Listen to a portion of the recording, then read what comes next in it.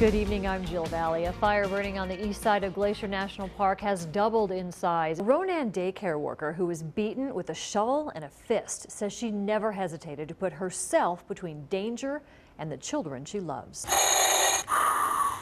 Not a long time ago, in a Target store not far away, Star Wars happened.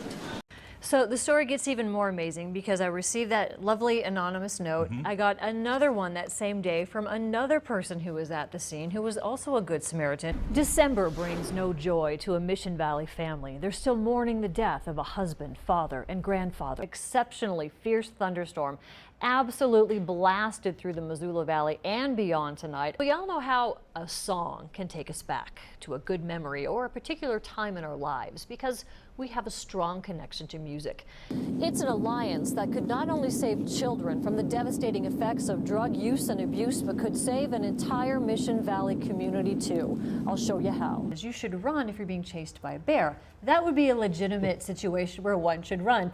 Yeah, we all got a little teary-eyed when you came across the line because this was all about 5th anniversary of beating that cancer, right? Yep. It was, oh, thanks, Dennis. I know. Why did I have to bring it up? 5 years ago this summer, I had a mastectomy, and I could have died. I went through the chemo, and I'm blessed to have survived that. So this was a celebration to do something that I never in a million years thought I could ever do, and I did it. So I win. You're a winner in her book. Excelling in the classroom often goes beyond the math and science labs. For example, the wood shop, not just a place to build birdhouses, it's a place to build dreams. It's not often you'll hear a high school sophomore say this. Well, I actually have accomplished basically everything that I've been dreaming of. The situation started to get a little bit better 2 to 3 months ago after the Lake County Sheriff's Office arrested a group of people they believe were burglarizing homes in the Ronan and Polson area. But now they have their sights set on another group of people who are targeting Arlee and St. Ignatius. Former CEO George Manlove entered the plea this week in U.S. District Court. We look through the indictment for a close look at what charges Manlove now faces. In this more than 40-page document, a grand jury accuses former Vans CEO George Manlove of more than 120 counts of wire fraud. For some victims, it's just their cars that get broken into, but for others, the target is much bigger. Tonight, we go on special assignment and find out how drugs and crime are putting a community on edge. This is the first week I've been able to talk about it without crying. Last October, thieves broke into Sandy Sorrell's St. Ignatius home and stole her underwear and her art, expensive outdoor gear, even the grill off the barbecue. How exactly do you win a Grammy? Is it perfect pitch? Is it luck? Or is it just that it factor that makes a person a star? It's hard to say, but tonight we go on special assignment and we find out those who want that spotlight are already working hard to make it happen. And I can clearly see the moon reflecting off your body.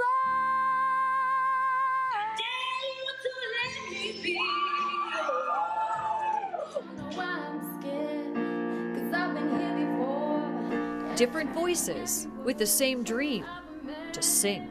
Seem to let you go. 16-year-old Maris of Missoula has a voice. Her 6-song EP was the #1 seller at Rock and Rudy's music store in October. A young singer-songwriter immersed in her sound. I think right now the goal is to get signed because right now I'm kind of I'm hesitant to try and write a full album. It takes a lot of money to record and to get instrumentation and stuff and have good songs, and so I'd rather be signed where it's not me mooching off of my parents.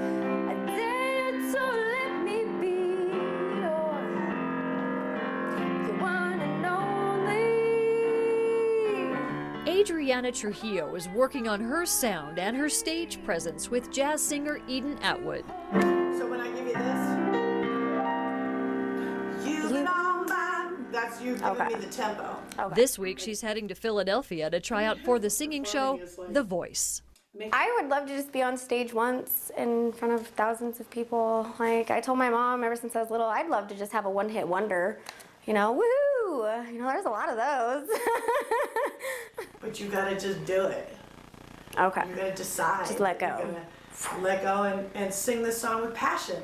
I really think of it more in terms of the development of your voice literally and also metaphorically. Like, what do you have to say? You've been on my mind.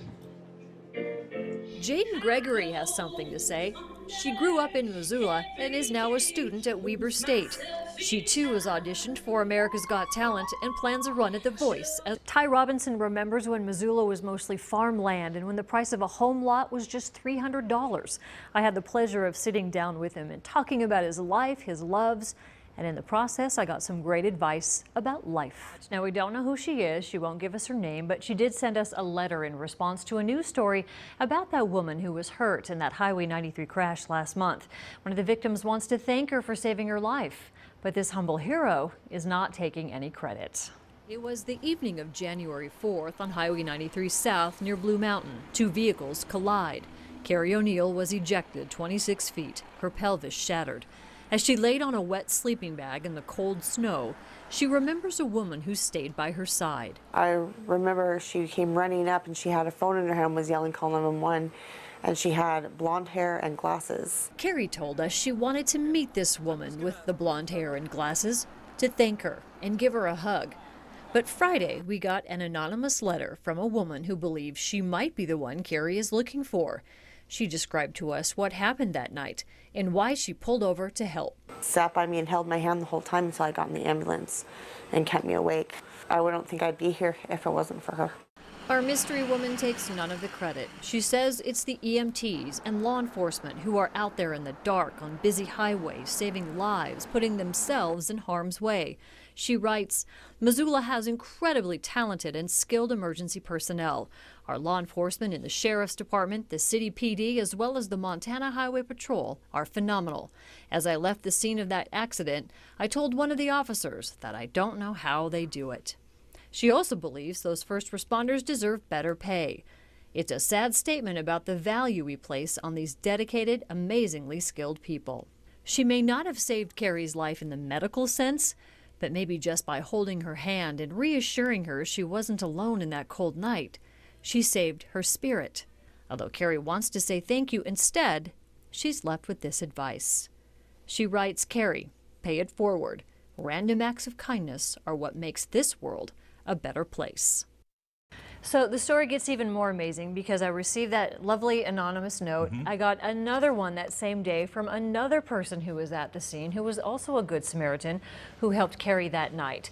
And she says in her note that she's just very pleased that she's doing well, and she just wants her to know she's glad she's doing okay. So as another person put it, Missouri family got closer to this fire than they'd like to, realizing quickly that they were in danger, and they caught the whole stressful ordeal on a cell phone camera. Oh, it's coming up up around in front of us. The Duncan family was less than a mile away from the Reynolds Creek fire when it blew up on Tuesday in Glacier Park. Oh my gosh, go. Okay, Larry, we need go to now. Go. Like, no, fast, Dad, go. Holy crap, Dad, go. The car speeds away from the fire, leaving it behind, but it's not like this Missouri family will ever forget what they saw. It was something that I was able to block out of my mind and life for so many years that when I do focus on it and everything, I revert back to that age. Back to when he was 11 or 12 years old, growing up in Phillipsburg.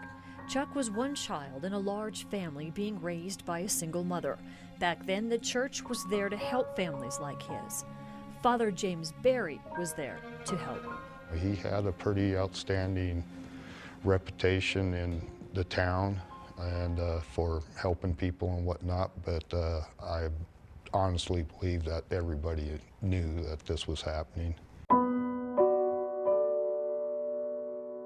Berry was an accomplished stained glass artist. He was featured in this 1969 article in the Montana Standard. Court depositions describe how Father Berry let Chuck work in his stained glass shop. He would take the boy with him on road trips. Chuck says that's when the sexual abuse began.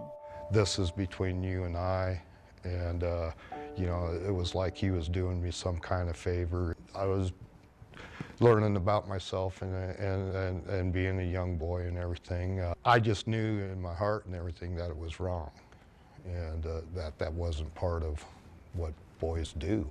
It was a pattern that continued for 2 years. Chuck says kids like him were easy prey, a distracted mother, poor, no father at home. He eventually told his mom, and she sent him to live with relatives. He bounced around the country for years, but could never escape what happened to him, even now, some 40 years later. Have really good times where I can work steadily and everything, and then there's mornings that I wake up and I don't know if it was from a dream or what. I get myself ready to walk out that door and I just break down, and then I relive all this stuff and, you know, try to make sense of it. Chuck was part of the big lawsuit against the church, the amount of money each received based on a point system. More points for the type of abuse, the degree of intrusiveness, the frequency. He has reluctantly signed the settlement agreement, but neither time nor money is going to change what happened. The thing that I went in to this looking for was to regain my self-esteem and my confidence and be able to find closure to all this. He still doesn't feel the church is remorseful enough for what happened to him and so many other children. They stated that they're going to move on, put this behind them, move on and become as strong as ever. Well, you know, I struggle with putting this behind, and I struggle with being able to move on with my life and be strong as ever like the church wants to be. So, you know, it just angers me, the whole aspect set of how they've dealt with all this.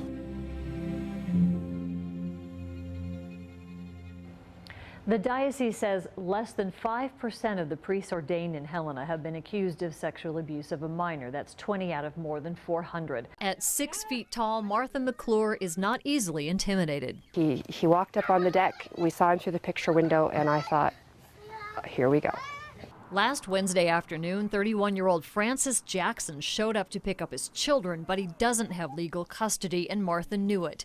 She says he was angry, yelling profanity, calling her names, and she sensed he was either drunk or on drugs. I tried to bluff my way through it. I tried to be bigger than he was, just to get him out of the house. A daycare aide got the rest of the children to safety. Martha stood to face the 31-year-old man. She hoped he would leave. Instead, he started trashing the yard, throwing toys, throwing a trike at Martha. She deflected it with a snow shovel that she then used to defend herself. He started towards me. I pushed him with the end of the shovel. He reached to grab the shovel. I lost the shovel, but I took a hold of his hair. I took a hold of his braid and I held on, sucked him up tight against me, and I held on for all I could because I knew if I let go, he was going to pound me. It was Jackson's girlfriend, Martha says, who then showed up, grabbed that shovel, and hit her in the face. As Martha fell, she says Jackson punched her, breaking bones in her face. Then he left. Martha and her staff made sure none of the children witnessed any of the violence. She covered her face so they wouldn't be frightened.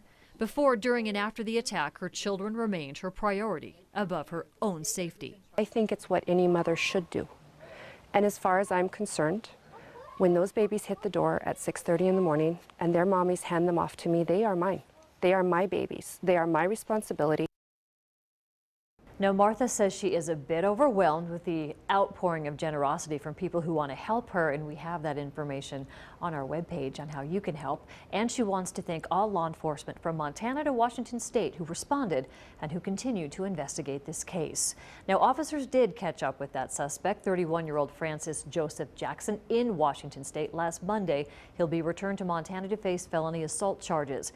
Meanwhile, Jackson's girlfriend, who was 21-year-old Tashiana Schlensker, who was involved in the attack, police say, remains at large. Lake County Sheriff Don Bell says there is a $100,000 warrant for the arrest of her. If anyone has information on Schlensker, her whereabouts, or if you've seen her, you are encouraged to call the Lake County Sheriff's Office at 883-7301. Well, Joe, I'm curious, it's been several days now since this attack. You were there this afternoon. What was kind of the atmosphere and everything that you saw there at the daycare? Dennis, that is a wonderful daycare. I've seen a lot in my time since I have a child. It was happy, it was clean, the children were having the best time.